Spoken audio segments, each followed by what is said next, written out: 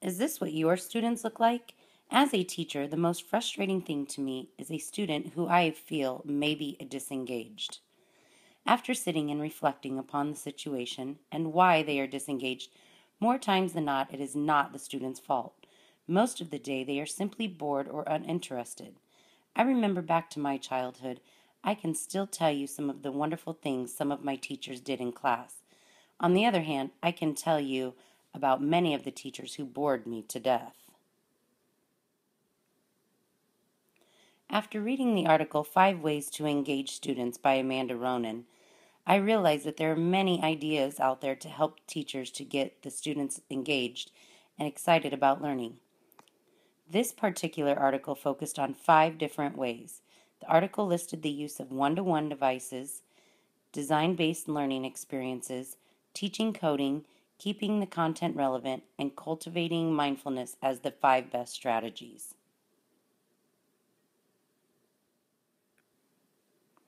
The use of one-to-one devices is, of course, ideal for most teachers.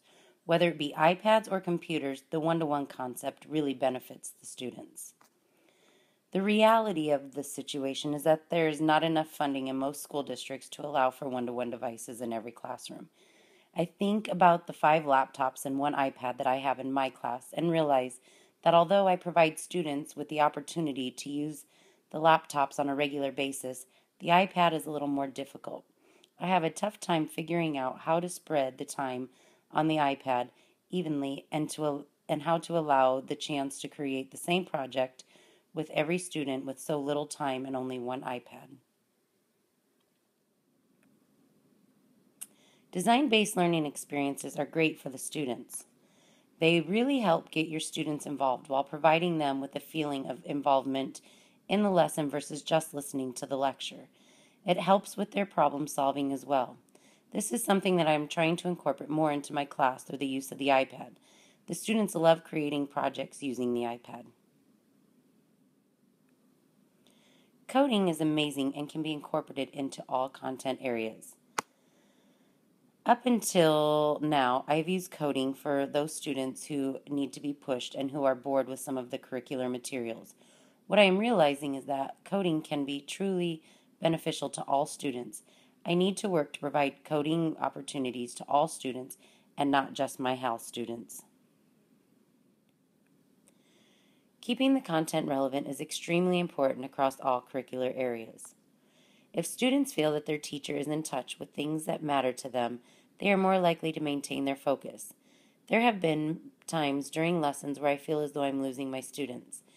I've had to take a step back and evaluate my method of teaching, and if I am going on about a topic that is irrelevant to the lesson that I am teaching and clearly doesn't seem to interest the students.